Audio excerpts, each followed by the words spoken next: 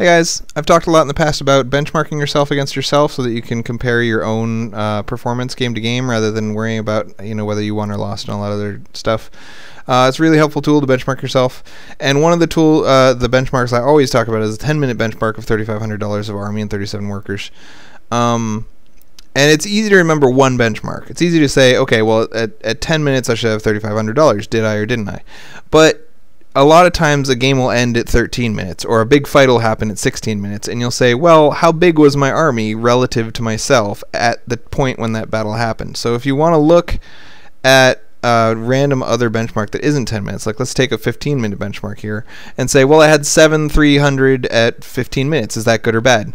What you want to do is subtract the 3,500 that you memorized, and then divide by the number of minutes. Simple, simple, simple stuff. So in this case, you subtract 3,500 and divide by 5.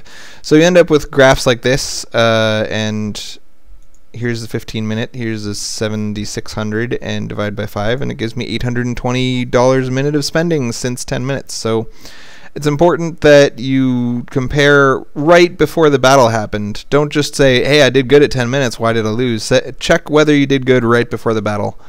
It's also important a lot of the times if you push out at 10 minutes, then your macro slips while you're pushing, and it's great. It's a great tool to be able to check how you did at macroing while you were pushing. So if you pushed at 8 minutes, right, you'd want to subtract how you did at the end of the game from 8 minutes, and then divide by the number of minutes that is, and just really see if your spending drops off when you push out. So these are some example games.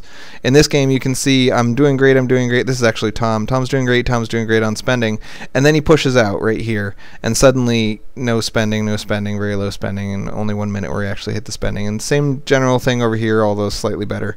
And this is a game of mine where I had the same problem as Tom did, where I push out, my spending stays okay for a while, and then suddenly drops to nothing, and then I remember and catch back up.